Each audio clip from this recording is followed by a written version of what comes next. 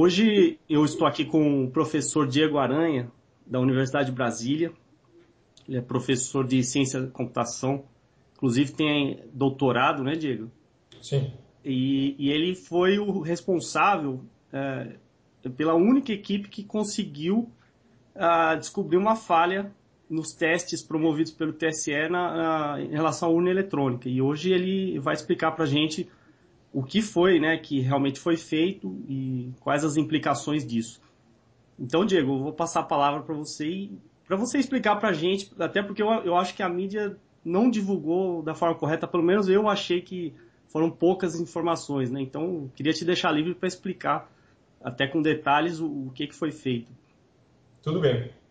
Eu devo fazer então um relato cronológico da coisa toda, como o evento foi organizado, esse conceito é importante. Eu acho interessante, até porque, pelo que eu sei, até o Amilcar sabe melhor que eu, esse foi o segundo teste do TSE, né? E, Exato. exatamente. E, salvo engano, aí vocês podem me corrigir, foi só dessa vez é que eles forneceram o código-fonte da urna, né? Não foi isso?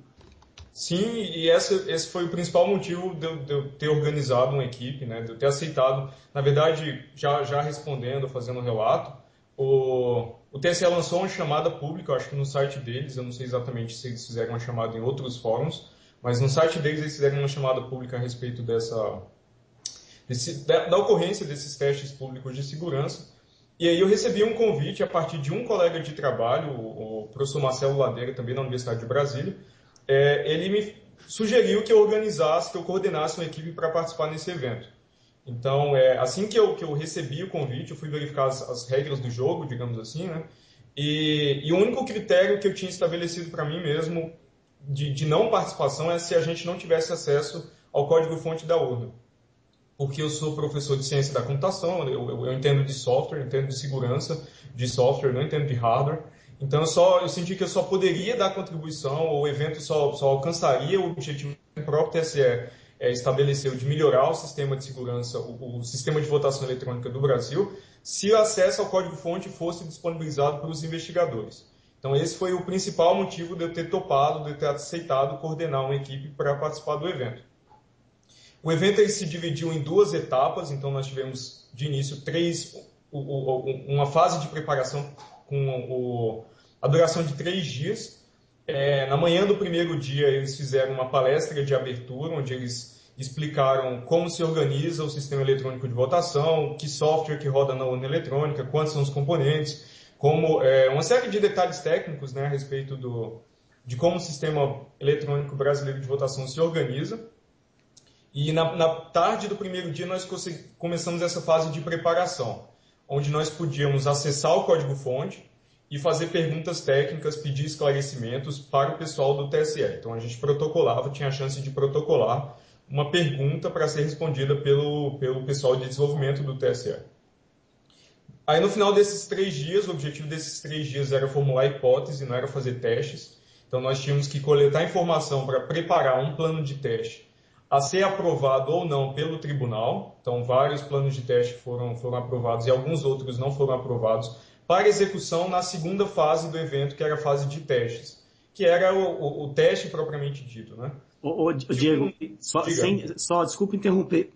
Então, na verdade, os testes teriam que ser aprovados. Quer dizer, então, que teve algum teste que você queria ter feito que não foi aprovado? Não, nós formulamos dois testes diferentes, um para atender cada um dos dois objetivos, para cada um dos dois objetivos estabelecidos pelo TSE. No edital de abertura, o TSE já estabeleceu seriam dois objetivos desejáveis para as equipes atingirem, que era tentar provocar uma falha na urna eletrônica, tentar tirar a urna eletrônica das suas condições normais de operação, e a outra era tentar provocar uma fraude numa votação simulada, né? Então, esses eram os dois objetivos principais. Nós entregamos um plano de teste para cada um desses objetivos, com a descrição de que procedimentos a gente ia utilizar, e os dois foram aprovados. Entretanto, na fase de testes, nós não tivemos tempo para sequer começar a trabalhar num desses dois planos de teste. Então, nós entregamos, esclarecendo mais um pouco sobre que tipos de fraude o edital determinava, o edital separava entre falha e fraude, e a fraude podia ser um ataque ao sigilo ou um ataque à integridade de uma votação.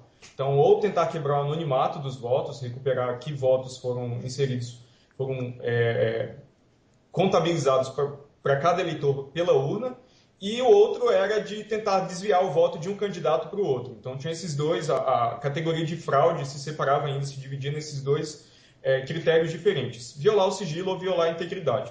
Nós protocolamos um plano de testes para violar o sigilo e nós protocolamos um outro plano de testes para atacar a integridade da votação. Só tivemos tempo de executar o do sigilo, porque a fase de testes também tinha apenas 3 dias. Nós tivemos que repetir a nossa metodologia uma série de vezes na fase de testes, para que ficasse claro que ela funcionava e ela atendia o objetivo que se propunha.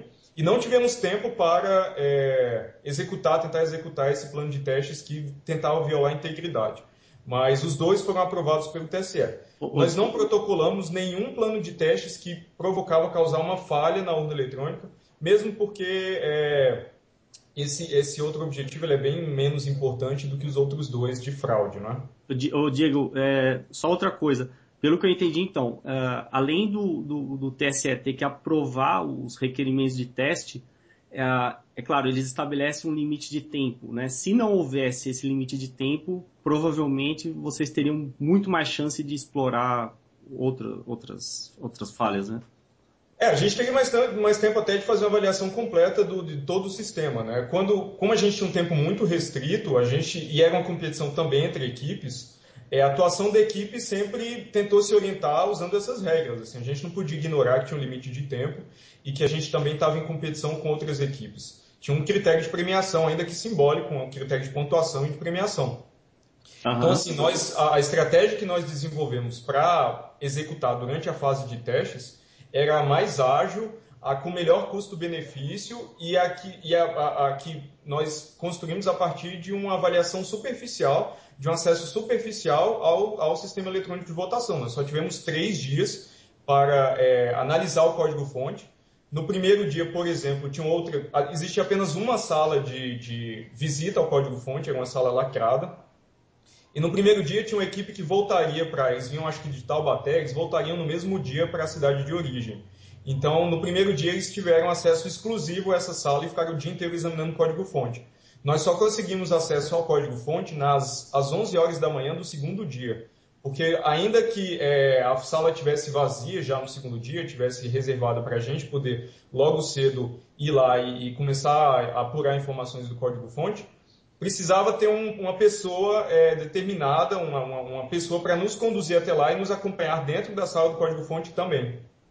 Então, só às 11 da manhã do segundo dia que nós tivemos acesso, nós de fato começamos a nos preparar para formular um teste que pudesse ser executado na fase de testes, né? Inclusive, na entrevista com o Amilcar, né, Brunazzo, ele tinha citado essa restrição de tempo, quer dizer, é um teste controlado, não é um teste, digamos, exaustivo, né, onde você tem tempo suficiente para... Né, o Amilcar quer comentar alguma coisa, falar alguma coisa? Sim, Daniel, eu queria comentar sobre essa questão do tempo, do teste, dos 2 testes propostos pela equipe do professor Diego. Eu estou aqui com o relatório do primeiro teste dele, da primeira proposta, né? E a gente vê aqui que o tempo de ataque mesmo que ele teve, o primeiro sucesso que ele teve para tentar desembaralhar os votos, né, do registro digital do voto, ele gastou apenas 5 minutos de teste. O que demorou para fazer esse teste foi o tempo de preparar a urna, colocar votos na urna, verificar se os votos estavam sendo colocados corretamente. Depois, ele teve sucesso nesse ataque na manhã do primeiro dia de teste, dos 3 dias de teste. Mas depois o TSE exigiu que ele repetisse várias vezes, porque eles não estavam entendendo o que estava acontecendo, como é que o Diego conseguia reordenar os votos, e pedia para ele repetir o teste. Ele repetiu com 15, com 20, com 30, até que pediram para fazer um teste exagerado com quase 500 eleitores. E demora para colocar 500 votos na urna. Então, o professor Pedro não pôde fazer o segundo teste, que é aquele que tentaria desviar votos, né, da coisa, porque o TSE ficou pedindo para ele repetir o primeiro teste repetidas vezes, passou os 3 dias e ele não teve tempo de fazer o segundo teste. foi isso que aconteceu. O teste do TSE realmente não são livres no tempo, ele tem uma porção de regras, e essas regras é que fizeram que afastou a maior parte das pessoas interessadas em participar do teste. O Diego teve essa coragem, aceitou participar, apesar das regras limitantes, e teve sucesso, né? Inclusive, pelo que eu li, foi a única, né? A única equipe. E, Diego, só continuando então, você quer falar sobre o feito em si, tecnicamente? Pode ficar à vontade. Claro. Então, assim, no segundo dia, como eu te falei, nós fomos ao visitar o código-fonte, né, às 11 da manhã. E aí, imediatamente, a gente, quando teve acesso ao código-fonte, nós começamos a procurar naquela base de código, que não é pequena, é uma base de código de 10 milhões de linhas. Então, tem de tudo, desde código do sistema operacional Linux, né, porque as urnas hoje executam Linux, quanto às camadas de aplicação, de votação, sistema de recuperação de mídia que teve problema, sistema de log, tem uma série de componentes que rodam lá e esse código-fonte de uma boa parte desses componentes estava disponível lá. Então nós começamos já na fase, quando a gente assistiu a palestra de abertura, nessa palestra de abertura, foi apresentado uma certa estrutura que a urna mantém, o que eles chamam de registro digital do voto, que foi um componente que veio para substituir o voto impresso, que ele, em tese, permite a verificação independente da contagem feita por uma urna eletrônica. Eu digo em tese porque tanto a contagem quanto esse registro digital do voto eles são produzidos exatamente pelo mesmo software. Então, a noção de verificação independente aí, obviamente, ela não é atingida, porque a informação vem exatamente do mesmo lugar, as duas informações. Então, é só uma informação que, na prática, vira uma informação redundante da totalização de uma urna só. E foi apresentado esse registro digital do voto e o mecanismo como ele armazenava os votos propriamente ditos.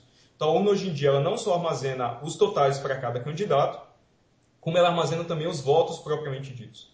Esses votos, não no registro digital do voto, vou chamar de RDV daqui para frente para ficar mais curto, eles não são armazenados na ordem que eles são inseridos. Eles são armazenados na ordem distinta que eles são inseridos. Os votos, enquanto eles são armazenados, eles são embaralhados. Que foi o termo que a mídia utilizou, que eu acho que é um termo bem intuitivo. A urna embaralha os votos assim que eles vão sendo inseridos. Quando eles explicaram esse mecanismo de embaralhamento, imediatamente, ainda na palestra de abertura, isso me deixou assim um pouco desconfiado, porque eu inferi que é preciso... A pessoa que estava implementando, que estava projetando e implementando essa estrutura que é mantida pela urna, ela tinha que projetar essa estrutura com rigor criptográfico, atingindo níveis altíssimos de segurança. Porque se tivesse qualquer viés estatístico indesejável ou qualquer característica ruim na forma como esses votos são embaralhados, isso permite a recuperação dos votos em ordem, certo? Uhum. Então, na palestra de abertura, eu já fiquei um pouco desconfiado com quando essa estrutura nos foi apresentada. Então, quando nós tivemos acesso ao código-fonte, a gente começou a procurar por chamadas de função, de geração de números aleatórios, já tentando descobrir alguma coisa que tivesse alguma característica estatística ruim, e de preferência que fosse esse componente, se ele fosse encontrado, que ele estivesse exatamente na parte do código que gerencia esse registro digital do voto. E foi dito e feito. Depois de 1 hora examinando o código-fonte, a gente já tinha encontrado na parte do software que gerencia o RDV toda a informação que a gente precisava para formular a hipótese de que essa ordem ela não era de fato aleatória, ela era determinística, ela podia ser inferida a partir de uma informação simples, e formular um plano de testes já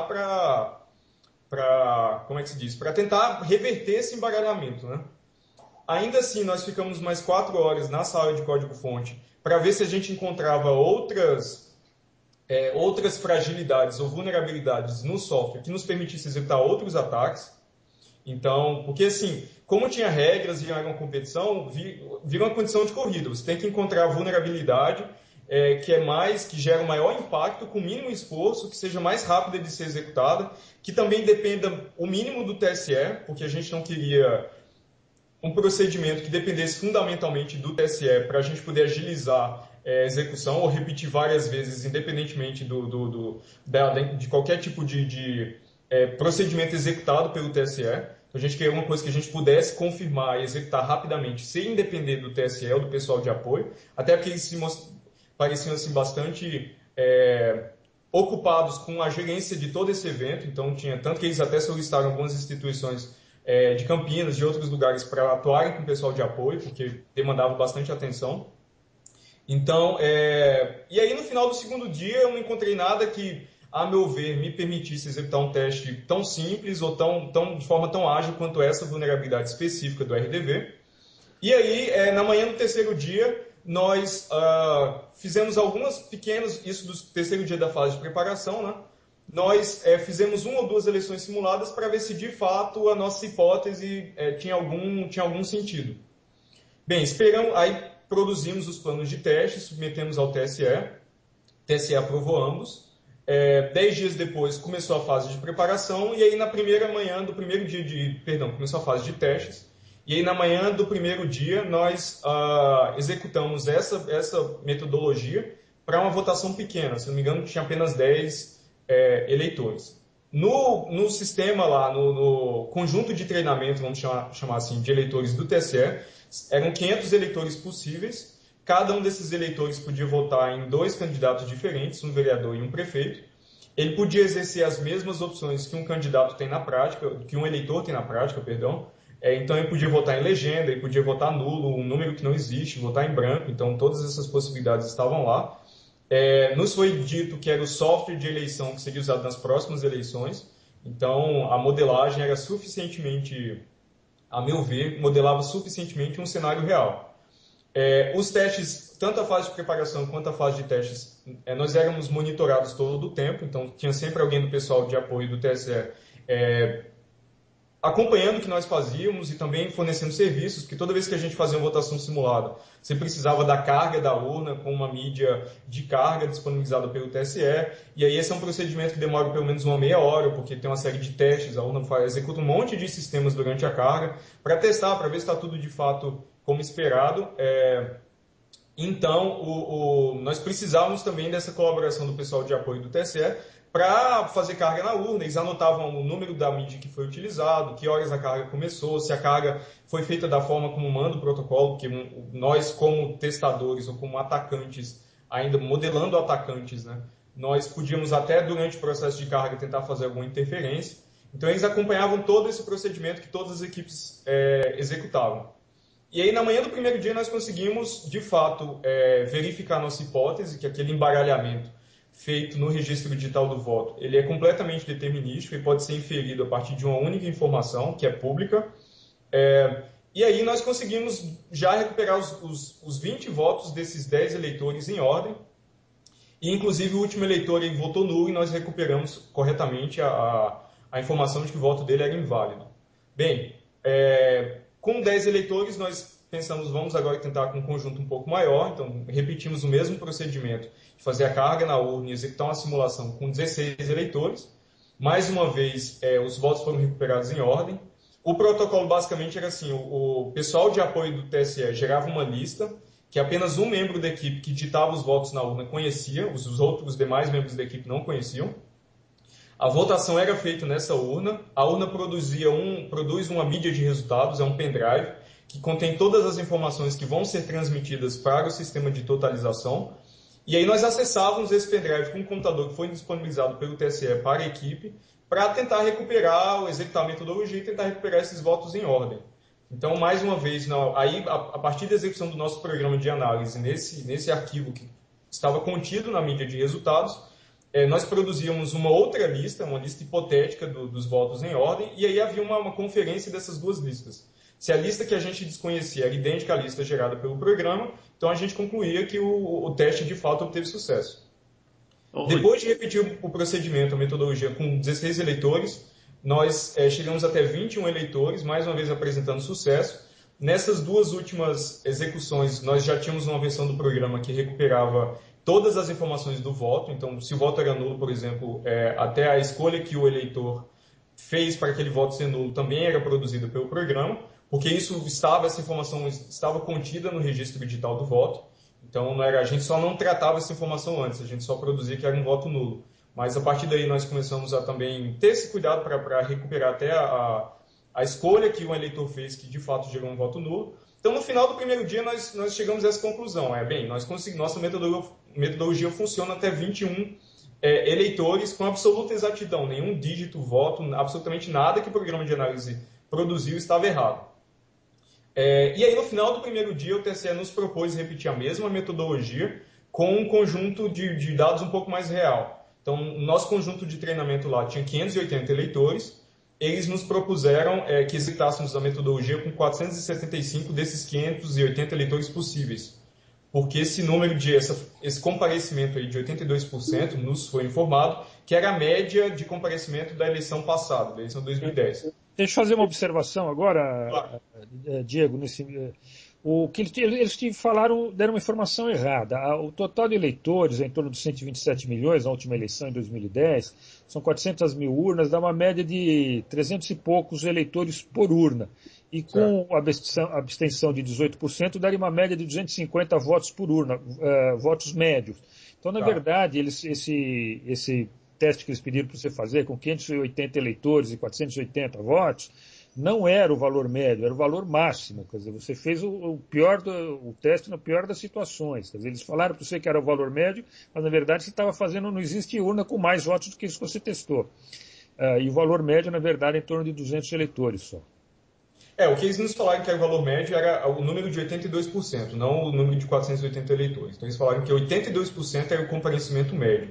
Eu realmente não sei aferir se essa informação de fato, esse 82%, se de fato é a média de comparecimento. Mas, não, sim, isso daí são dados públicos, tá? São o total de eleitores da eleição, o total de urnas, quer dizer, de sessões eleitorais, dá para calcular a quantidade média, o total de abstenção médio, realmente foi 18% na última eleição.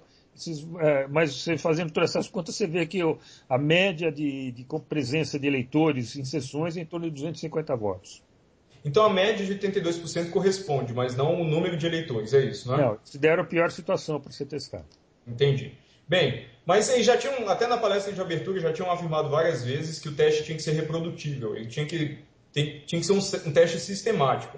Que também faz sentido do ponto de vista até da área de ciência em segurança, de criptografia, porque um atacante ele não executa um ataque com sucesso quando ele tem a sorte de acertar alguma coisa, entendeu? Quando ele tem uma metodologia, ele tem um procedimento que ele pode sistematicamente repetir e obter os mesmos resultados. Então isso faz sentido. Que foi justamente o que você fez, né, Diego? Isso, exatamente seguir a metodologia e reproduzir, né, provando que está certo. Exatamente. E deixa eu só fazer um corte rápido, Diego. Claro. O que ficou muito claro aí no caso do TSE, o Amilcar pode comentar, você também, é que, ao meu ver, parece que eles têm um medo enorme de descobrirem novas falhas, porque o teste é tão controlado. Vamos pegar, por exemplo, o código-fonte do Linux, né, que você conhece melhor, que está disponível aí para o mundo inteiro, auditado, é verificado 24 horas por dia, e assim vai, né? A minha pergunta é, por que o TSE não poderia disponibilizar o código-fonte dos programas? Quer dizer, na verdade, eu já até sei uma parte da resposta que o Amilcar adiantou na entrevista anterior. Parece que eles fazem várias alterações e vamos supor, se você estiver fazendo um teste e depois, mais para frente, alterarem o código, quer dizer, você já está trabalhando com outras alterações, então ainda tem essa complicação, né? Mas assim, por que eles não poderiam disponibilizar que seja um repositório lá, o Git, para as pessoas acompanharem o desenvolvimento desse código-fonte? Não seria interessante isso?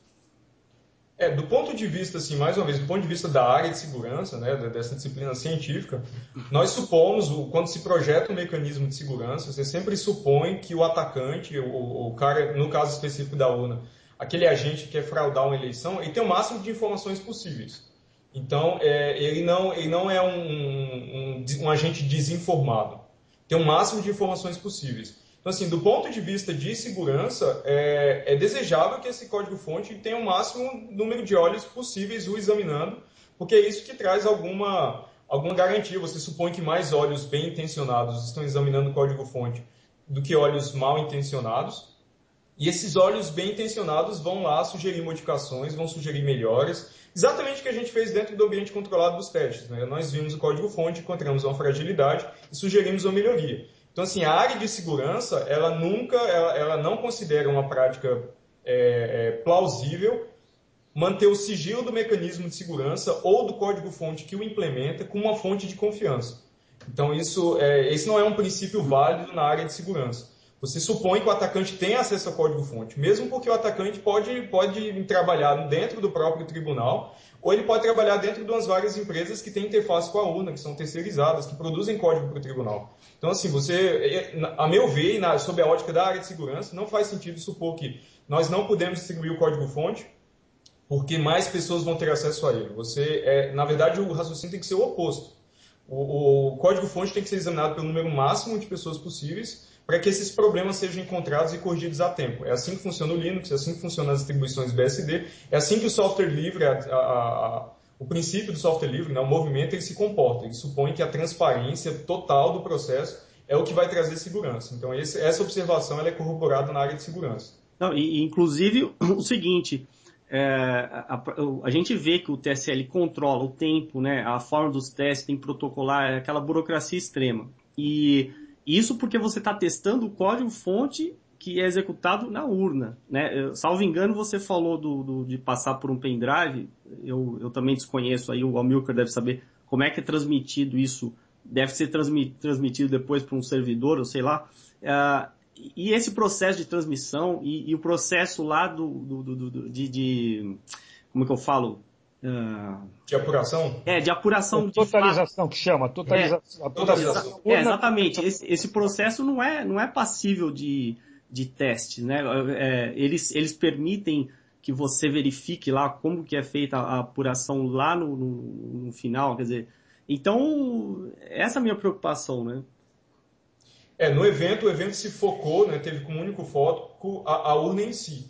Então, nós tivemos acesso ao código-fonte da urna e acesso a um modelo de urna eletrônica, né, se não me engano, o modelo de 2009, utilizando aquele código que examinávamos na sala de teste. O escopo foi restrito a isso. A gente não teve acesso. A gente até sugeriu que nas próximas edições mais componentes sejam verificados, porque quanto maior o número de componentes, também mais confiança você pode depositar no processo. Né? Então, o sistema de totalização, o sistema de transmissão, todos esses outros componentes exatamente, porque cada etapa é passível de fraude. Né? O Amilcar aí pode comentar também. Então, quer dizer... Eu gostaria de falar o seguinte, o teste realmente era para testar as urnas eletrônicas, quer dizer, essa etapa do processo eleitoral. A totalização estava fora do escopo desse teste. A urna eletrônica tem um problema, porque o modelo de segurança dela, que o TSE adota, é um modelo dependente do software, ou seja, se o software for correto, ela funciona corretamente. Se o software for adulterado ou tiver erros, ela vai funcionar com erros. E o TSE sempre garantiu que o seu sistema era perfeitamente seguro, tanto que ele abria para teste. O Diego deve se lembrar que na palestra da apresentação, o presidente do TSE, o Lewandowski, falou que não acreditava que ninguém ia ter sucesso, porque ele tinha certeza que o sistema era seguro. Então o ataque aí foi feito exclusivamente sobre a urna, tá? O teste era para testar a urna. O teste sobre o sistema de totalização não foi colocado em questão dessa vez, porque a totalização pode ser conferida por fora pelos partidos políticos. Essa mídia de resultados que o Diego teve acesso para poder fazer seu teste, né, ordenar os arquivos, eles são dados públicos, quer dizer, os partidos têm direito a acessar esses dados depois da eleição e tendo acesso a isso daí, o boletim de urna que é impresso na sessão eleitoral, os partidos podem, teoricamente, conferir a totalização dos votos. Já as urnas eletrônicas não tem como se os partidos conferissem a apuração dela, né, aquele boletim de urna que ela produz no final está correto.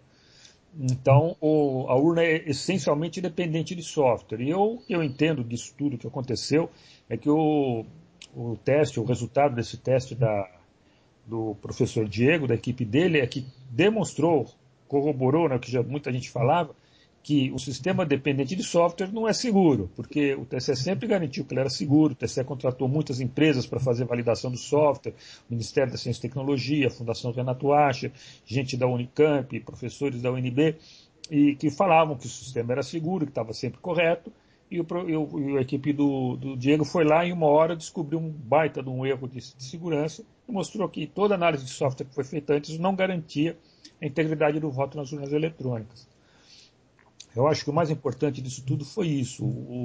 A equipe do Diego demonstrou que esse modelo de urna eletrônica baseado na confiança do software, quer dizer, demonstrar que o software é seguro, é válido, não tem erro, não funciona, porque muita gente olhou e ninguém achou nada. Ele foi lá e achou em uma hora uma falha grosseira. E outra coisa, eu fico imaginando que o professor Diego poderia achar se ele tivesse mais tempo. Vamos supor que o TSE decida, agora o código-fonte vai ser aberto e vai ter 4 anos aí para qualquer um examinar. O que não poderia ser encontrado, né? Eu não tenho a mínima ideia, assim, mas eu acho assim, eu também não gosto de especular, né? Até porque essa não é uma postura que eu considero científica. Eu tento sempre manter essa postura de. Uhum. Mas assim, o que é importante é, durante a palestra de abertura, nós já formulamos uma proto-hipótese, digamos assim, um princípio de uma desconfiança. Com 1 hora de acesso ao código-fonte, nós já tínhamos quase certeza que essa hipótese de fato se verificava na prática. E aí, no terceiro dia, nós fizemos uma verificação manual rápida lá e achamos mais evidências de que na prática ela se verificava. E aí, durante a fase de testes, nós tivemos 3 dias. Nos 2 primeiros dias, nós utilizamos apenas para o primeiro dia para fazer esses 3 ensaios com até 21 eleitores. No segundo dia, nós gastamos o dia inteiro só para fazer esse ensaio com 475 eleitores, porque nós precisamos de 2 horas e meia só para inserir os dados na urna. E isso porque nós tínhamos, a pessoa que estava inserindo era um componente da equipe, a equipe era coordenada por mim, professor da UNB, mas tínhamos 3 técnicos do Centro de Informática da Universidade também, que deram apoio, que era a minha equipe mesmo, né? A gente se reunia e formulava as estratégias e executava. E aí um dos membros dessa equipe digitava assim, com a máxima velocidade possível, porque também nós temíamos que o TSE propusesse que a gente tivesse que repetir o teste com um número ainda maior de eleitores. Então, isso podia acontecer. Então, nós queríamos terminar esse teste o quanto antes, até para satisfazer nossa curiosidade de que a hipótese podia ser... que a hipótese funcionava para uma massa muito maior de dados. A gente só tinha testado com quantidades pequenas de dados. Então, o segundo dia foi dedicado a isso, a formular, a inserir todos esses votos na urna, executar o programa, produzir uma outra lista e fazer essa apuração voto a voto dessas 2 listas enormes. Então, isso demorou algumas, talvez 4 ou 5 horas no total. No relatório tem tudo, mas talvez 4, 5, 6 horas. A gente gastou o segundo dia para isso. E no terceiro dia foi apenas para redigir o relatório final e fazer a finalização. Então, não houve tempo durante a fase de testes para mais nada. O Diego, a gente vê que é um processo burocrático, né? Difícil, não tem nada a ver com o que a gente está acostumado aí do desenvolvimento de software livre, que é rápido, né? É muito, muito mais ágil. Analisando, por exemplo, o código-fonte, né? O que você achou da qualidade, assim, olhando o código, como for escrito, você tem mais alguma crítica a fazer em relação a como é feita a programação ou... Enfim, outras falhas possíveis que poderiam ter sido exploradas não fosse o limite de teste? A base de códigos é muito grande, né? São 10 milhões de linhas de código, assim, e era muita informação para a gente fazer uma análise informada a respeito, assim. Então eu não tenho como me pronunciar a respeito nem do estado geral do código, porque eu não vi o estado geral do código. Eu vi alguns arquivos que nas minhas buscas recursivas pelo código me produziam assim evidências de que vulnerabilidades existiam naqueles arquivos e que eu poderia utilizar. Então, assim, minha análise foi extremamente superficial, não tinha tempo, era uma condição de corrida contra o tempo imposto pelo TCE e contra as outras equipes também. Então, ao mesmo tempo que no primeiro dia a sala de código-fonte ficou reservada para uma equipe que eles voltariam no mesmo dia para a cidade deles, nós também temíamos que nosso acesso ao código-fonte tivesse que ser interrompido, porque tinham 9 equipes lá precisando desse acesso ao código-fonte, entende? Então, eu não tive tempo para ficar vasculhando e procurando, só assim, eu fui bem objetivo. Vamos procurar aqui palavras-chave que são interessantes, que podem podem revelar brechas, vulnerabilidades que a gente utilize durante a fase de testes, e eu me restringi a isso. Entendi. Então, eu não olhei... eu não consigo fazer uma análise informada com o que eu olhei naqueles dias. Infelizmente o TSL está contrário ao que a gente está acostumado, né? E aí, de repente, não sei se o Amilcar quer comentar também, mas assim, eu pelo menos, pessoalmente, eu defenderia a abertura desse código, né, sob uma licença aí que seja, né, não sei se é possível GPL, e deixar aberto, porque o problema, assim, o grande medo que eu desconfio é que alguém descubra uma falha tão grave que poderia comprometer as eleições passadas. E aí? Né? Aí você coloca todo o sistema em questionamento, né? Não sei, a Milcar quer... O negócio funciona da seguinte forma, Diego. Já abriu, no dia 7 de abril, o TSE abriu uma sala lá no novo palácio que ele construiu, onde estão os códigos-fontes desenvolvidos até agora lá disponíveis para os partidos e para a OAB que quiser enviar representantes lá. Eu mesmo já estou cadastrado lá, já me cadastrei, e a minha equipe vai começar a analisar o código em breve. O código está lá. O problema é que eles vão desenvolvendo o código, alterando, por exemplo, tiveram que alterar agora em função da fragilidade que o Diego apontou, e vão alterando ao longo desse período todo. Esses programas vão ser compilados 20 dias antes da eleição. Na véspera quando falta 21 dias, eles estão modificando o código-fonte. Então a gente analisa agora, pode achar coisas erradas ou pode ficar com dúvidas ali, mas não adianta nada essa tua análise, porque vai chegar no dia da eleição, isso já aconteceu comigo, da minha equipe, né? A gente encontrar uma dúvida na véspera da compilação e no dia da compilação eles falaram, não, aquela dúvida que você tem não existe mais porque o que está sendo compilado é diferente do que foi mostrado para vocês. Quer dizer, eles durante 6 meses colocam o código para a nossa análise, mas no dia da compilação eles estão compilando outro código que não mostraram para a gente, né? Então o negócio não funciona na prática mesmo, né? Essa questão de abrir código, que está na lei, que tem que ser aberto, tudo na prática não funciona. Diga, Pedro. Não, só uma outra coisa. O Diego ele apontou essa falha e o TSE garante que vai corrigir. Eles depois dão a oportunidade de ser refeito o teste para garantir mesmo que foi corrigido? Bem, no último dia, na hora do almoço, até como eu coloquei na entrevista que saiu num dos sites, na hora do almoço, no último dia, eles nos procuraram para dizer que tinha uma versão corrigida do código-fonte e queriam que a gente repetisse o teste e já anexasse no relatório que estava em produção. Nós estávamos escrevendo esse relatório e tinha que ser terminado antes porque ele recebia a assinatura. Tinha que ser aprovado pelo TSE e receber a assinatura de toda a equipe também do TSE. Então, quando eles me procuraram na hora do almoço para refazer esse teste, eu falei, olha, nós temos como prioridade aqui produzir o relatório, que é o documento oficial com a palavra, com o relato do que aconteceu aqui, né? Então, isso é muito mais importante do que testar uma versão diferente do código-fonte para ver, por exemplo, com 475 eleitores, que ia tomar mais algumas horas, para verificar que, de fato, a vulnerabilidade foi corrigida. Então, assim, a justificativa que eu dei foi, nós não temos tempo para fazer isso agora, mas é claro que o nosso interesse é contribuir com o processo, então nós não recusamos repetir esse teste. Mas também é importante salientar que o edital de abertura do evento, ou as instruções que nos deram e toda a informação, restringir a participação das equipes a sugerir correções. Nós sugerimos correções, 3 inclusive, com custos e eficácia diferentes. Inclusive, colocamos qual que seria a eficácia de cada uma delas para o TSE repetir, fazer a correção e poder verificar se de fato a vulnerabilidade foi corrigida. E aí, essa questão de a equipe repetir o teste ou verificar uma versão nova do código-fonte é uma extensão da contribuição que foi sugerida e nós não recusamos. Então, não fazia parte do edital do evento, não fazia parte das regras do jogo, digamos assim. A participação das equipes se limitava a sugerir correções e nós cumprimos o nosso papel corretamente. A respeito da disponibilização do código-fonte, a gente tem um problema com a urna eletrônica brasileira, que é o seguinte: como ela depende de software, a segurança das eleições do sistema depende da segurança do software, certo? Uhum. Só que, ainda que você distribua esse software para ser examinado pelos especialistas, pela comunidade, pelos programadores, pelos partidos, num ambiente mais livre, inclusive na própria casa, você possa, em sua própria casa, verificar o software da urna, não existe nenhuma garantia matemática, como a Milka já colocou, de que esse software que foi disponibilizado para as pessoas examinarem, procurarem vulnerabilidades, de fato é o software que vai ser inseminado nas urnas eletrônicas. Assim. Não tem como você ter essa certeza absoluta, não tem uma garantia matemática, técnica, criptográfica, de que de fato é o mesmo software, entende?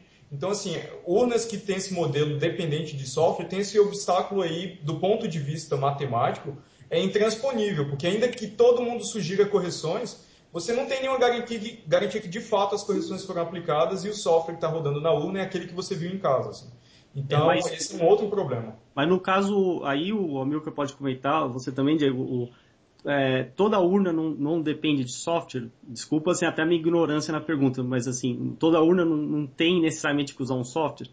Sim, mas existem alguns sistemas de votação, alguns propostos apenas na literatura, outros já exercitados em prática, que uma falha ou uma adulteração do software permite a detecção independente de que de fato havia uma falha. O Amilcar é muito mais bem informado a respeito disso. Deixa eu explicar um pouco mais formalmente. Isso aí chama princípio da independência do software em sistemas eleitorais e foi proposto pelo professor Ronald Rivest, que é o inventor da técnica de assinatura digital. O pessoal do TSE costuma dizer que a urna eletrônica usa assinatura digital para comprovar que o software que está na urna é o software que foi compilado lá no TSE, que todo mundo pode analisar. Mas o inventor dessa técnica que o TSE usa, que é o professor Ronald Rivest, do MIT, diz que ela não é suficiente para garantir a segurança que os softwares que estão nas urnas estão livres de erros. Então ele propôs esse princípio da independência do software, que o princípio diz o seguinte, Daniel, diz que um erro não detectado no software não pode causar um erro indetectável no resultado. Ou seja, o sistema eleitoral tem que ser concebido de uma maneira tal que, se passar um erro que os fiscais, os analistas não pegaram no software, no resultado, esse erro não pode produzir modificação do resultado que seja indetectável. E a solução para isso já existe na prática, já está sendo aplicada em vários países, é criar dois registros dos votos, além do registro digital do voto, que é esse arquivo que o Diego atacou agora, criar um outro registro do voto que o eleitor possa conferir e que seja independente do primeiro. Quer dizer, o software da urna não pode modificar esse segundo registro do voto. Por exemplo, o voto impresso, ou, por exemplo, o voto gravado num CD-ROM, alguma coisa assim. Ou como está sendo usado na Argentina agora, o voto eletrônico é gravado num chip RFD que fica embutido numa cédula de papel onde está também impresso o voto. Então tem várias soluções já que existem no mundo que permite que a urna eletrônica seja independente do software. Ela vai ter que ter um software, mas se o software tiver erro, ele não vai produzir erro na apuração. E o caso da violação do voto, no caso da urna argentina, também é impossível. Esse ataque que o professor Diego fez agora no arquivo RDV, ele é possível na urna brasileira. Na urna argentina não é possível, porque os votos são embaralhados fisicamente. Esses chips RFD ficam em células de papel que são colocadas dentro de uma urna e é embaralhado mecanicamente. Não tem como fazer um software para desembaralhar aquilo. Então existem soluções para tornar o processo eletrônico de votação, ele continua sendo eletrônico, continua sendo rápido, continua sendo tudo isso, mas ele é independente do software. Inclusive isso que o Amilcar falou ficou bem claro na entrevista que ele concedeu, né? Eu vou colocar esse vídeo como vídeo resposta àquela entrevista. E inclusive, assim, até deixar eu, como cidadão, como eleitor, depois daquela entrevista, depois agora dessa do Diego, eu fico, infelizmente, eu não queria falar isso, mas eu fico cada vez mais desanimado com a votação, porque primeiro, não tenho a garantia de que eu estou votando no candidato X, segundo, depois dessa falha, eu já não tenho, bom, supostamente foi corrigida, mas digo, até então, né, eu não teria a garantia do sigilo, então, isso é uma série de coisas. E fora a atitude, eu vou dizer aqui, eu vou usar a palavra, né, o autoritário do TSE, até arrogante de estabelecer limites muito rígidos para esses testes enfim, apesar de ser alguma coisa, mas não é o ideal, né? Bom, a gente tem que até dar parabéns porque eles estão permitindo o teste agora. Em 2004, Daniel, eu pedi para fazer esse teste em 2004. Pela primeira vez. Depois nós voltamos a pedir em 2006. Em 2004 ele foi rejeitado, eles não permitiram que a gente fizesse esse teste, né, de penetração, de tentativa de violação, com os argumentos, eu estou até aqui com os dois relatórios que eles responderam, né, negando para nós. Eles disseram o seguinte, só para você ver como que eles tratavam isso em 2004, que a Secretaria de Informática adotava critérios diversos procedimentos de segurança visando interromper qualquer tentativa de ataque aos sistemas eleitorais, como foi demonstrado nas fases de especificação dos programas. E em seguida ele dizia que o técnico Amilcar Brunazzo, que havia solicitado os testes, conhecia, né? Teve a oportunidade de conhecer e verificar que todos os procedimentos de segurança adotados pela Justiça Eleitoral inviabilizam qualquer ataque ou alteração dos sistemas eleitorais. Então, em 2004, eles não me permitiram fazer o teste porque eles diziam que o sistema era seguro e que não adiantava fazer teste, né? Em 2006 nós voltamos a pedir para fazer o teste, e eles liberaram em 2009 e agora voltaram a liberar em 2006, com muitas limitações, muitas regras que nos espantou. Eu desisti de participar do teste por causa das regras que eles impuseram, mas pelo menos eles estão permitindo fazer agora, porque em 2004 nem isso eles decidiram. Ele era tão arrogante que eles falavam: o sistema é perfeito, não dá para fazer nada. Se for para confiar, vira uma questão de fé, né? Você tem que simplesmente acreditar e não questionar, né? E aí aproveitar, né, perguntar para o professor Diego. Vamos supor que você controlasse esses testes, você criasse essas regras. O que você mudaria para como, até professor de ciência da computação, você fazer plenamente esses testes, ficar satisfeito? O que você alteraria se você pudesse alterar as regras Eu seguiria as boas práticas que a minha área segue, né? Então, por exemplo, eu implemento uma biblioteca criptográfica. Toda fonte dela está disponível na internet. Qualquer pessoa pode me mandar um e-mail sugerindo uma correção ou falando: olha, o que você está fazendo está tudo errado, por favor, corrija. Eu quero usar no meu software e temo que esses problemas causem problemas também no meu software. Então, se eu tivesse que organizar esses testes, primeiro, eles não seriam nas dependências do tribunal. Eu enviaria mesmo os equipamentos para os especialistas, onde quer que eles estejam, porque simplesmente restringir dias em um lugar, você já exclui vários especialistas que não podem participar naqueles dias e naquele lugar. Então, assim, eu tentaria, a meu ver, primeiro fazer os equipamentos chegarem até os especialistas. Porque eles têm equipes de alunos com qualificações diferentes. Então, às vezes, para você avaliar um sistema que é tão complexo quanto o sistema de votação brasileiro, eu acho que limitar até o número de equipe para apenas 4 componentes já é um pouco complicado. Assim. Então, eu faria os equipamentos chegarem até os especialistas para eles examinarem livremente. Façam o que vocês quiserem com esse equipamento. Vocês têm, sei lá, um mês, por exemplo. Obviamente, você faz isso não no ano de eleição, que é para garantir evitar qualquer tipo de problema, né? Dá tempo de aplicar as correções e dá tempo de fazer reengenharia do sistema de partes significativas, de partes grandes do sistema, porque quando você faz um teste livre assim, os problemas encontrados podem ser dos mais variados tipos e complexidades. Então, o que eu faria é isso, levar a urna até os laboratórios dos especialistas e permitir que eles trabalhassem nessas urnas sem qualquer restrição, assim, apenas com restrições razoáveis. Também o cara não vai ficar lá analisando a urna eletrônica por 10 anos, entendeu? Sem produzir nada contundente. Então, mas acho que quanto mais restrições você retira, quanto mais liberdade você dá para os especialistas, maior a chance deles fornecerem contribuições úteis. Inclusive, imagina a maravilha que seria, por exemplo, se pudesse levar isso para um curso de ciência da computação, para os próprios alunos que estão aprendendo, seria um excelente exercício aí né? Eu gostaria de lembrar o seguinte aqui, Daniel. A equipe de Princeton e o professor lá holandês, que quebraram os sistemas urnas eletrônicas, a holandesa e a americana, né?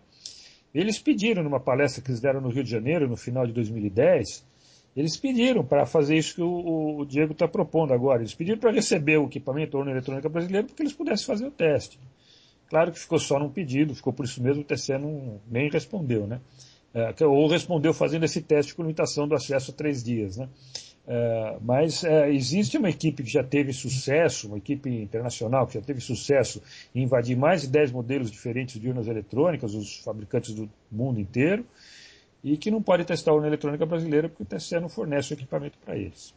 E o que eu fico mais preocupado, que o ministro Aires Brito acabou de assumir, e ele fez aquela infeliz declaração, eu não lembro em que ano, ele era presidente do TSE e ele falou que o sistema era impossível de ser violado. Eu falei, mas ninguém pode alegar isso, né? Até o professor Diego sabe melhor que a gente que não existe sistema 100% seguro, né? Não existe sistema 100% seguro. O que existe um sistema pode ser seguro em relação a um certo atacante com certo poder. Então, o sistema pode ser seguro contra um leigo que não tem renda, pode ser seguro contra uma entidade governamental, uma agência de inteligência de outro país. Então, são níveis de segurança completamente diferentes. E ainda assim, para você demonstrar que um certo sistema é seguro contra esse atacante modelado aí, não é uma tarefa simples que você faz em 3 dias. Exige um exame muito minucioso de todos os componentes. Dependendo do projeto, exige até demonstrações matemáticas de alguns componentes, se aquela característica de fato é satisfeita na prática. Então, não é assim, demonstrar a insegurança é muito mais simples do que demonstrar a segurança. O atacante ele só precisa encontrar uma brecha no sistema que ele possa utilizar em seu favor.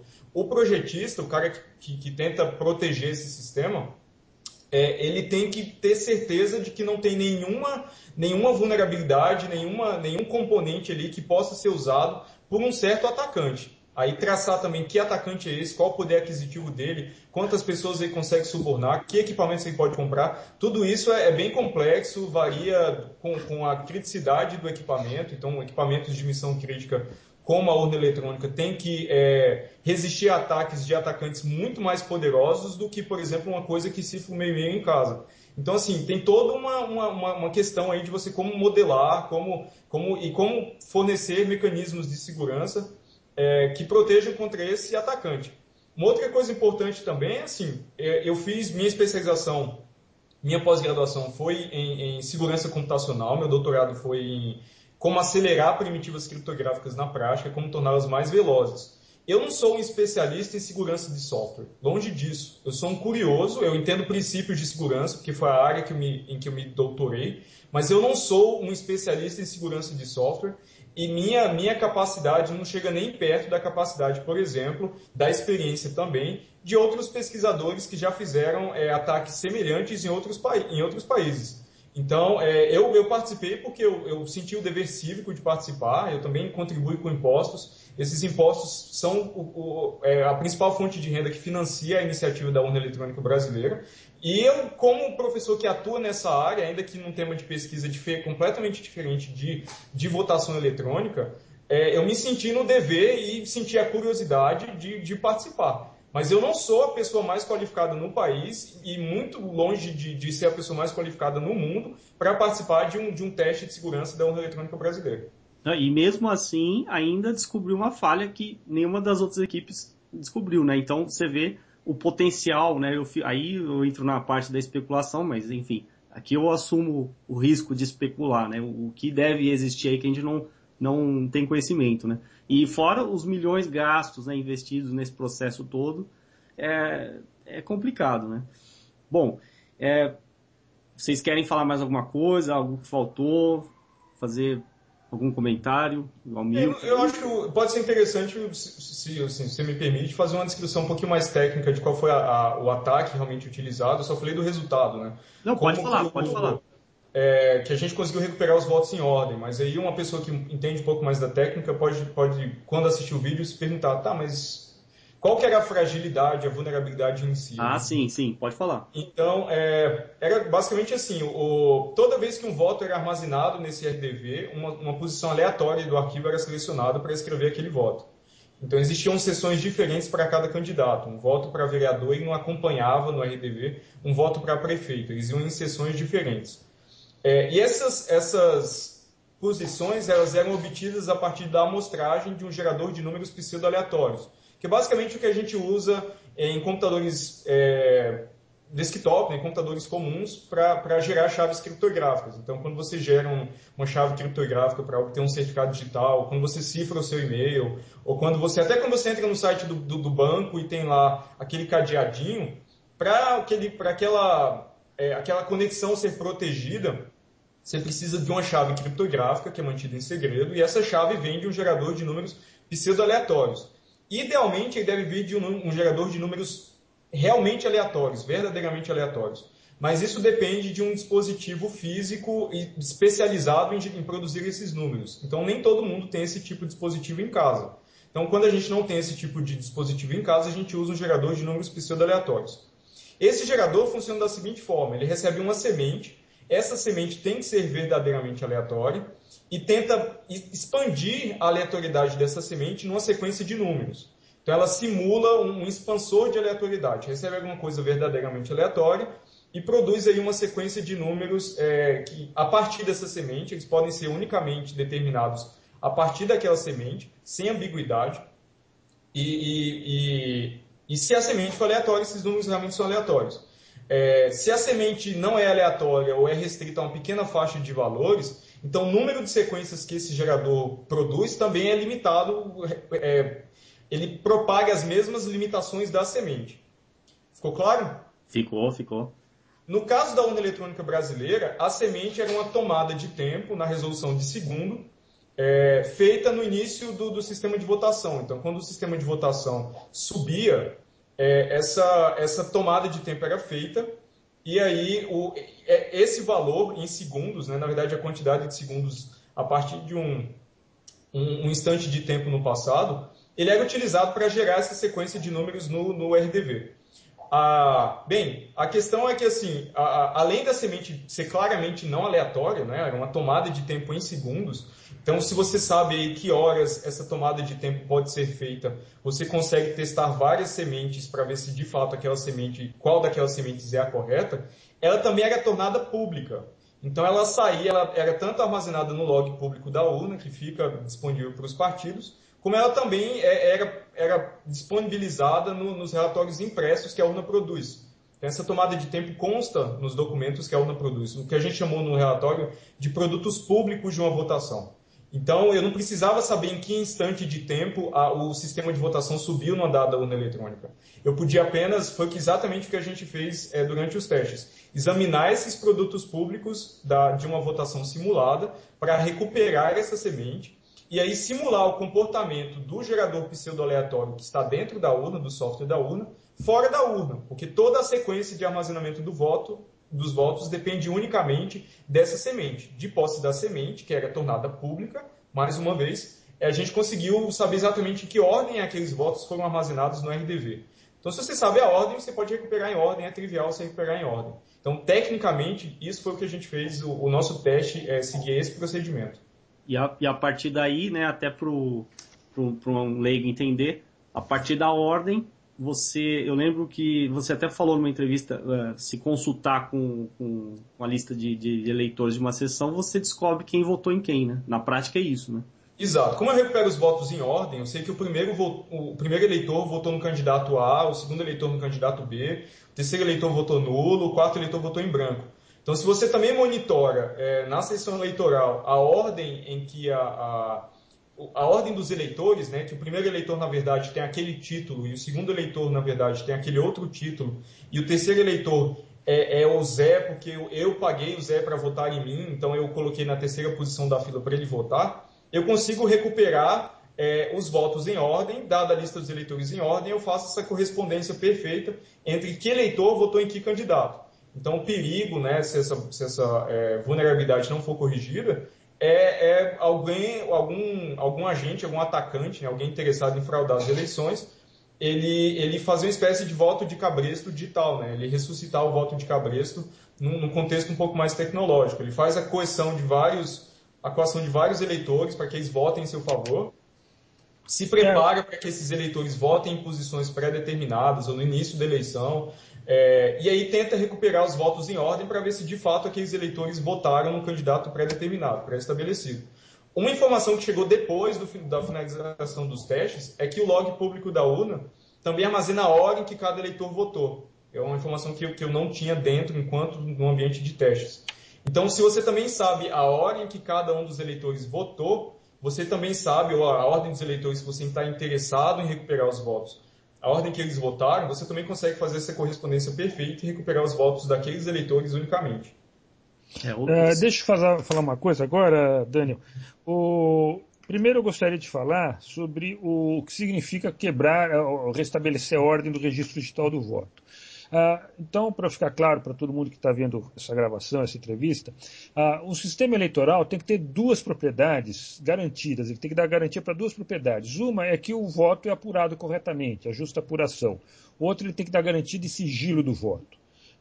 O sigilo do voto é importante que o sistema eleitoral dê isso daí, porque sem o sigilo do voto, o sistema fica vulnerável à coação de eleitores. Alguém sabe quem votou e vai coagir o eleitor a votar em que ele quiser. Como a coação de eleitores é uma fraude muito muito poder de distorção do resultado eleitoral, o sistema eleitoral tem que impedir a coação, ou seja, tem que garantir o sigilo do voto.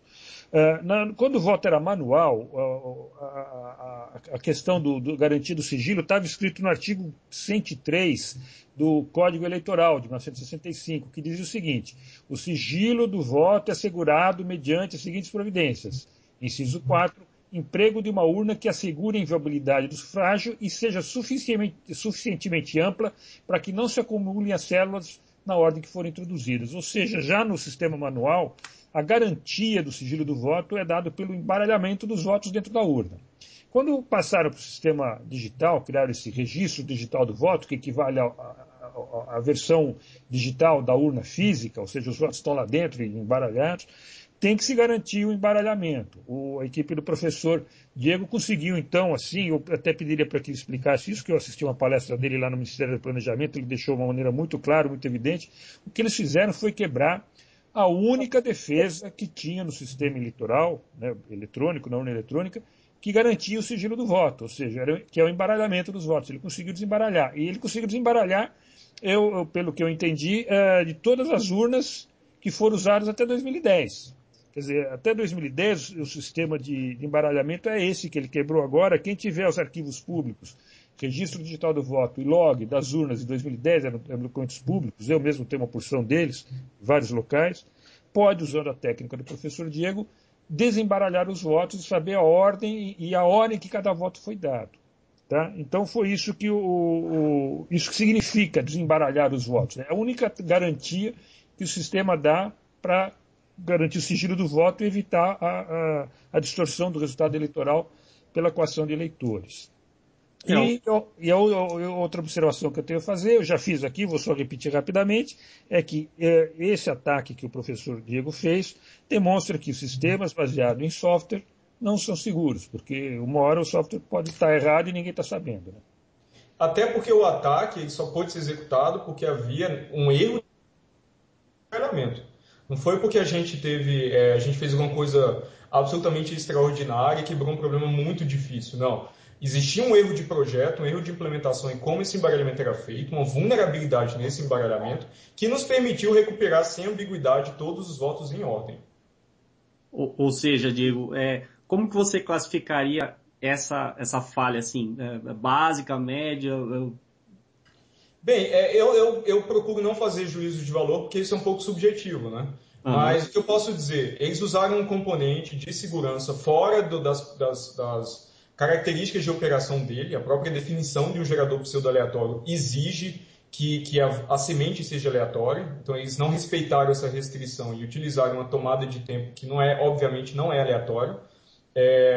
A votação ocorre num certo dia, o sistema de votação sobe num certo horário, então a faixa de valores aí é muito pequena.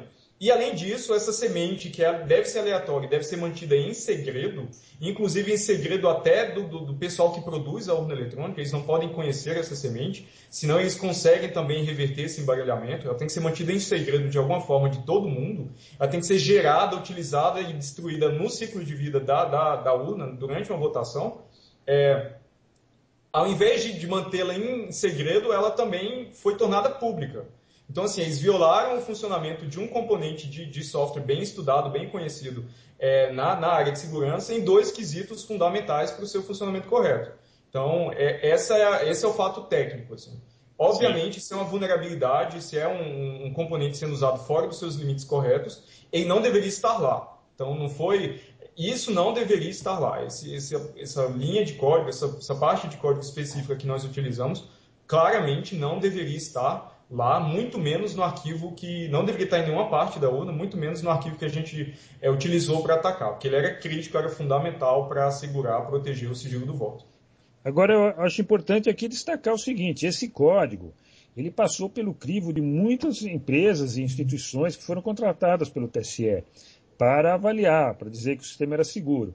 Toda eleição, eu compareci ao TSE, representando o partido político, para fazer análise do código, e no final, no dia da compilação, eu sempre fazia constar uma observação que o fato de a gente estar lá presente e assinar a ata, né, da cerimônia de compilação não significava que nós estávamos dando validade ao software, porque não era possível determinar se tinha erros ou não no software, né? Eu dizia isso, mas muita gente que compareceu, foi contratada pelo TSE, dizia que o sistema era seguro. A Fundação Renato Ascher foi contratado pelo TSE por R$600 mil em 2008, ficou um ano analisando o código e não detectou essa fragilidade que o Diego detectou em uma hora. Uma fragilidade, ele não quis atribuir um adjetivo para ela, mas é disso, é um erro grosseiro de segurança, né, infantil, que eles cometeram ali. Mas muita gente que foi lá analisar o código, aquela equipe também chamada Comitê Multidisciplinar do TSE, que eles criaram para fornecer um relatório para a comissão da Câmara de Deputados, também dizia que o software era seguro, que estava tudo bem, e eles não foram capazes de detectar isso. Então, você veja como é importante criar um sistema eleitoral independente do software, porque quando ele é dependente do software, se ninguém perceber que tem um erro, o erro passa, né? E agora, aproveitando, salvo engano, a ministra Carmen Lúcia, que é presidente do TSE, né? Eu, assim, sendo otimista, né, esperaria se ela, quem sabe, ela tivesse uma humildade, né? Apesar de ano eleitoral, eles provavelmente são tão conservadores que eles não vão ousar fazer nada, né? Mas, assim, um sinal de humildade seria realmente mudar todo esse sistema, porque entra ministro, sai ministro do TSE e nada muda. Então parece que a coisa toda está sendo controlada ali por quem permanece lá, ou então eles são péssimamente... Não, é exatamente isso. É a equipe da Secretaria de Tecnologia de Informação que mantém os ministros reféns. Eu soube aí, não esse secretário que está lá agora, o anterior, ele dizia claramente para os ministros, se o ministro quando começava a falar, não, esse pessoal quer voto impresso, por que não põe o voto impresso, não sei o quê, faz assim, que não sei... Eles diziam, olha, se fizer desse jeito que eles querem, a gente não garante que você vai publicar o resultado da eleição no dia lá. Então, eles assustavam o ministro falava, não, então faz do jeito que vocês sabem, né? Então, realmente, há um controle da Secretaria de Tecnologia de Informação sobre os ministros que mantém eles mais ou menos como reféns. Se eles não fazem como os técnicos, e esses técnicos continuam, né? Passa a eleição, troca de ministro, eles continuam lá. Então, é eles que estão criando essa resistência. Isso aí é temerário, né, Amilcar? Porque são eles que têm acesso ao código-fonte também. Exatamente, são pessoas que a gente... Quando eles vêm a público dizerem, não, mas isso que o Diego teve sucesso é porque ele teve acesso ao código-fonte. Sim, ele teve acesso ao código-fonte, mas o pessoal do TSE tem acesso ao código-fonte. Eles poderiam quebrar o sigilo do voto se souberem. E outra, Amilcar, eu como eleitor, por que é que eu sou obrigado a confiar nesse pessoal que cuida da parte técnica? Eu não preciso confiar nem neles, eu preciso de um sistema, como você bem falou, que me garanta, independentemente de quem cuide lá do sistema. Um sistema como você demonstrou, né? O caso da Argentina. Então, é isso, essa que é a grande questão, né, que a gente deixa aqui, né? E principalmente eu quero deixar isso para ficar na mente de quem viu a entrevista, para começar a se questionar, porque se o sistema eleitoral não é confiável, então o que é confiável no país? Né? Se as eleições, a gente já teve exemplo lá do Maranhão, o Amilcar citou de Alagoas, se elas foram fraudadas ou houve indício de fraude, então em quem eu vou confiar? Se tudo começa numa eleição, como é que eu vou confiar no eleito ou em todo o resto do sistema? Né? É isso que eu fico agoniado. Né? Bom, então... Saiu bastante essa defesa, né, de que nós só conseguimos fazer o ataque porque nós tivemos acesso ao código-fonte. Inclusive, no relatório final da comissão avaliadora, nós fomos penalizados porque nosso ataque exigia conhecimento do código-fonte. Na pontuação, nós fomos penalizados. Mas tenta fazer uma estimativa rápida de quantas pessoas no país, entre fiscais de partido, ex-funcionários do TSE, funcionários do TSE, funcionários de empresas terceirizadas, quantos os próprios investigadores dessa edição, né, quantas pessoas no país tiveram acesso a esse código-fonte e tem os mais diversos interesses, entende? Então, assim, eu sou professor, sou funcionário público, meu interesse é muito claro, assim, mas tem muitas outras pessoas com interesses escusos, obscuros, que você não conhece. Então, assim, alegar que nosso ataque não funcionaria na prática porque exige código-fonte, exige conhecimento do código-fonte, isso não faz absolutamente sentido nenhum, porque essa informação não é privilegiada, ela não pode ser suposta como privilegiada para a urna ser segura. A urna eletrônica tem que resistir a ataques do próprio TSE, dos próprios funcionários do TSE. Então, isso é um requisito fundamental. Eu acho que caberia, Diego, você citar os princípios de Kerckhoff e de Shannon, que você citou naquela palestra, que aquilo é interessante, para mostrar que o conceito de segurança depende de você supor que o atacante conhece tudo. Né? Exato, é. Essa noção, pelo menos formalmente, ela foi primeiramente colocada por um criptólogo, né, alguém que estuda criptografia, para transmitir mensagens em segredo via telégrafo. O nome dele era Auguste Kerckhoff. Ele trabalhava no exército francês e ele formulou assim alguns princípios que, a grosso modo, são seguidos até hoje. E esses princípios, isso já em 1883, se eu não me engano. Então, essa noção de segurança de que o atacante conhece todos os detalhes do sistema, ela remonta a mais de 130 anos, ou aproximadamente 130 anos. E aí os princípios são, bem, um deles é o sigilo do mecanismo de segurança não deve estar no mecanismo em si, mas numa chave criptográfica complementar, que essa sim é mantida em segredo. Esse é um princípio. O outro princípio é supor que o atacante conhece todos os detalhes daquilo que foi projetado, está sendo usado.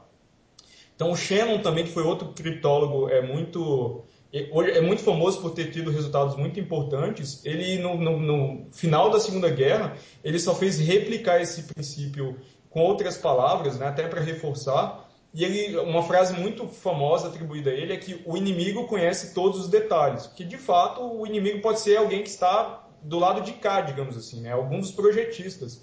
O inimigo pode ser qualquer um. Ou o inimigo pode ter o poder de comprar qualquer um que conheça os detalhes. Então você não pode supor que o atacante, o inimigo, ele desconhece, ele é desinformado, porque na prática, muitas vezes, isso de fato não procede. Né? Então, a definição plausível de segurança, que pelo menos é utilizada há 130 anos, é que o inimigo, o atacante, o fraudador, ele conhece todos os detalhes do sistema.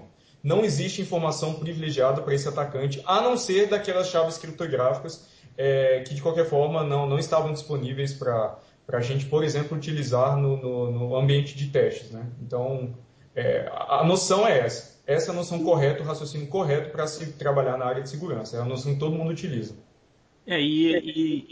Pode falar, Milka, vai falar alguma coisa? Não, é basicamente isso. É isso que eu tinha solicitado para ele dizer, inclusive na lei eleitoral, que diz que o TSE tem que abrir o código dos programas para os partidos e para o Ministério Público, para a OAB, diz isso, que o TSE tem que abrir tudo, com exceção da chave de criptografia, que é privada, que essa é secreta, ele tem direito de manter secreta. O resto ele tem que abrir tudo. Inclusive, assim, eu não sei dizer aqui se, por exemplo, a lei impede, né, como a gente falou, a divulgação do código-fonte ou o que for, mas enfim, o próprio sistema eleitoral está regido pela lei. Se a solução é legal, que seja via Congresso, né, alterar a legislação eleitoral. Mas um dia vai ter que acontecer, porque do jeito que tá muito claro que é insustentável. Então, a menos que a gente continue querendo viver uma farsa ou fingindo que a gente acredita nesse sistema ou acredita na palavra lá dos burocratas lá do TSE, né? Que é um absurdo, chega a ser infantil esperar que a gente acredite, né? Ninguém precisa acreditar, né?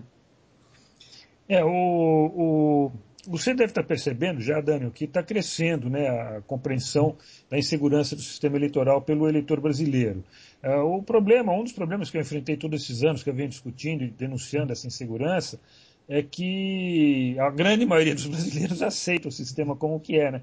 Então, quando eles falam que 80%, 90% dos eleitores aceitam o sistema, o que eu vou falar? Né? A isso eu não tenho que responder. Mas aos poucos está aumentando a compreensão do eleitor brasileiro, que é um absurdo votar num sistema em que você não pode, você não tem nem garantia que ele não está desviando o voto, nem garantia que ele não está identificando o voto. Né? O sistema brasileiro é o único onde o eleitor vai votar e o número de identificação dele, ou a impressão digital dele, é fornecida por mesmo equipamento onde ele fornece o voto. Só no Brasil que acontece isso. Né? O resto do mundo eles não deixam isso acontecer. Uma preocupação... Perdão. A biometria é usada, por exemplo, na Venezuela desde 2004 para identificar o eleitor, só que não na máquina de votar. Quer dizer, ele se identifica numa máquina com biometria, aí ele é identificado, está liberado, recebe o cartãozinho, vai na máquina e vota, sem precisar pôr o dedo dele na máquina de votar, entendeu? É assim que é no resto do mundo. O Diego... Exato. Na população há uma preocupação muito grande apenas com a eficiência do sistema de totalização e da urna eletrônica. Porque antigamente a gente esperava, sei lá, uma semana para o resultado sair, eu nem lembro mais, né? Porque eu era criança quando as eleições feitas com papel eram feitas com papel, então a apuração demorava bastante, tinha aquela possibilidade de erro, né? Até erro acidental. Então, assim, o que a população se preocupa muito, que eu sempre vejo, até acompanhando as discussões, a repercussão do que a gente conseguiu fazer no ambiente de testes lá do TSE, é que a urna eletrônica é rápida e eficiente, nós temos o resultado ainda no mesmo dia, portanto, isso é suficiente. Mas eu acho que é importante frisar que não adianta nada a gente ter um resultado instantâneo se não existe confiança naquele resultado. Então, do que adianta você ter, supondo que a urna eletrônica, o sistema inteira ainda mais eficiente, a gente tem um resultado em 5 minutos. O que adianta ter o resultado em 5 minutos se não há nenhuma garantia forte de que aquele resultado não foi manipulado, não foi alterado, ou o sigilo do voto daqueles eleitores que compareceram no dia de votação não pode ser quebrado? E é por isso que eu convidei, né, o professor Diego para fazer a entrevista, o Amilcar já tinha feito, porque eu quero, o meu objetivo é divulgar isso cada vez mais. É claro que eu não tenho poder igual a imprensa tem, mas eu estou tentando, né? Então, quanto mais gente souber disso, né, ficar consciente disso, melhor, né? Ainda que as coisas sejam muito lentas, né? Bom, então já deu aqui 1 hora e pouco. Vocês querem fazer comentários finais ou alguma outra observação, alguma coisa? Você pode falar primeiro. Da minha parte, eu gostaria de agradecer mais uma vez a você, Daniel, por essa oportunidade, por esse trabalho. A primeira entrevista que eu dei para você, apesar de ter tido 1 hora e meia, está com surpreendentes 33 mil visitas, mais que isso, né? Em 2, 3 meses. É difícil um texto, um negócio, um vídeo tão longo assim, ter tanta visita, né? Então, dar parabéns para você, agradecer para você por essa oportunidade, pela divulgação que você está dando e conseguir repercutir isso daí. E ao Diego, eu gostaria de, mais uma vez, dar parabéns para ele, porque ele fez. O que ele fez, primeiro, pelo mérito técnico de ter conseguido fazer, e porque ele provou um negócio fundamental para a gente, nessa nossa luta, que é essa questão de que o sistema eleitoral dependente do software nunca vai ser seguro, porque sempre pode ter alguma coisa lá que ninguém tinha descoberto. Então, dá parabéns para o Diego por essa realização dele e da equipe dele. Agora o Diego. Obrigado, Amilcar, mais uma vez pelos parabéns. Eu acho também os esforços, a batalha que vocês vêm enfrentando há muito mais tempo, há bastante tempo. Quando eu era aluno de graduação, eu fui aluno do professor Pedro Rezende, que é um dos que integra essa frente de batalha por um sistema de votação que seja verificado independentemente. Então, quando eu fui aluno dele, em meados de 2002, 2003, eu já podia perceber essa forte, o poder dessa iniciativa, né? Então, eu queria também dar os parabéns por essa batalha, é fundamental, é um mecanismo, é um sistema da infraestrutura crítica do país, é talvez aquele mais importante. Então, ele tem que ser feito da forma correta, de forma técnica, ele não pode ser subjugado a interesses políticos diversos, ele tem que ser um sistema tecnicamente coeso. Eu gostaria de agradecer também ao convite, Daniel. Eu já assisti a alguns dos seus vídeos, então eu fico muito feliz por participar em um deles. E eu acho que, assim, deixar a mensagem de que nenhum sistema informatizado é livre de problemas, nenhum sistema informatizado é livre de falhas. O que você faz é tentar mitigar essas falhas com o apoio de especialistas, não tem outra forma. Então, todos os sistemas de votação usados fora do país, pelo menos aqueles que são considerados mais seguros, ou os propostos na literatura, aqueles de interesse puramente acadêmico, todos eles têm essas fases de correção e de detecção de vulnerabilidade e correção por parte de especialistas, e nenhum deles é completamente inviolável. Isso não seria diferente na urna eletrônica, porque ela é fabricada no Brasil. Todos esses sistemas são passíveis de falha, de fraude. Agora, a questão é calibrar qual o custo de você tentar montar um ataque, montar uma fraude em larga escala com o sistema em campo. Então, a área de segurança ela se preocupa com isso, aumentar o custo do atacante. E até modelando esse atacante como alguém que projeta o mecanismo, que ele tem conhecimento suficiente de todos os detalhes. Eu fiquei muito feliz de ter participado do evento do TSE, não só pelo resultado que a gente obteve, não só pela repercussão, mas eu acho que também ajudou a realimentar, né, a reacender essa discussão em torno do sistema eletrônico de votação, que ela vinha um pouco adormecida nos últimos anos. Então eu acho importante que todo mundo que assista o vídeo, todo mundo que acompanhe o que está acontecendo, mantenha esse senso crítico de que o sistema não é inviolável, porque nenhum sistema é inviolável. Então é importante manter sempre esse senso crítico para não fazer uma afirmação desinformada que termine corroborando uma posição categórica de quem produz o sistema. Ainda mais vindo de um ministro, como foi o caso do Aires Brito, né? Então, bom, eu também quero agradecer vocês dois, né, Amilcar e Diego.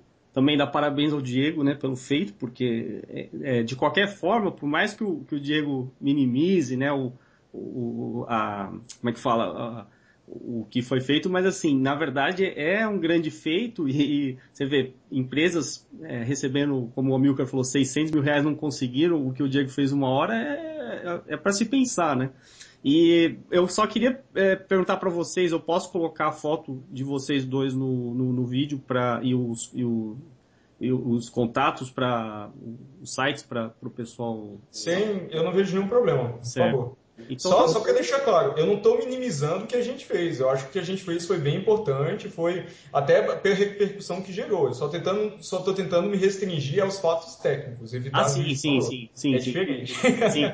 Não, claro. Eu estou dizendo assim, eu fiquei impressionado, mas eu digo assim, eu fico imaginando o que não poderia ser feito se tivesse mais tempo, entendeu? Então eu vejo um potencial enorme da sua parte que não foi explorado, né? Basicamente é isso, né? Eu queria aproveitar aqui, bom, primeiro eu autorizo colocar meu nome, o e-mail e a página aí sobre, né, no vídeo, não tem problema, a foto também.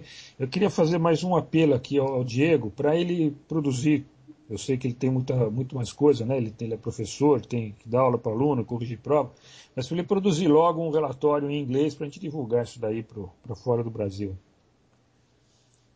Bem, já estava nos planos da equipe, né, até talvez submeter uma publicação científica mesmo para alguma das conferências que trata do tema, porque também eu sou professor, eu vivo de divulgar o que eu fiz, né, não adianta nada você alcançar um resultado se ele não é divulgado para a comunidade científica. É um resultado científico, não é um resultado técnico, então eu acho que ele precisa ser divulgado, até porque tem muitos pesquisadores em outros países que eles não têm informação suficiente a respeito da urna eletrônica brasileira. Eu assisti uma vez uma palestra no Canadá de um aluno de doutorado lá que trabalhava com votação eletrônica, e no final perguntei para ele, ele falou das urnas de vários países, da urna indiana, da urna americana, de várias urnas. Eu perguntei, você não tem nada a respeito da urna brasileira? Ele falou, não, nunca chegou a mim nada da urna brasileira. Você tem alguma coisa para me falar da urna brasileira? Na ocasião, eu não tinha nada além do resultado lá dos testes de 2009, mesmo porque eu nunca tinha me aproximado o suficiente da urna eletrônica brasileira, ou nesses termos que o TSE colocou, para dar uma postura informada, né? E agora, sim, nós estamos produzindo esse relatório. O tempo está atrapalhando um pouco, até para lidar. A gente precisou gastar algum tempo para lidar com a repercussão do que a gente fez nos testes de segurança. Mas sim, o relatório está em produção, eventualmente ele vai ser disponibilizado, porque a comunidade científica internacional, eu acho que tem que saber do que foi feito no evento do TSE. Bom, então perfeito. Então eu quero convidar quem assistiu esse vídeo a comentar embaixo. Quem quiser fazer vídeo resposta pode fazer e que o debate continue, né? Não pare aqui, porque isso tem que ser progressivo, né? Então tá. O debate é fundamental. Exatamente. Então, mais uma vez, obrigado, Diego, obrigado, Amilcar, e espero que o pessoal tenha gostado. Clique em gostei aí, adicione ao favoritos e para ajudar a divulgação, né? Compartilhe nas redes sociais para a gente espalhar isso aí. Então, joia. Obrigado, Daniel. Boa tarde. Obrigado. Boa tarde, amigo. Todos vocês. Obrigado. Um abraço.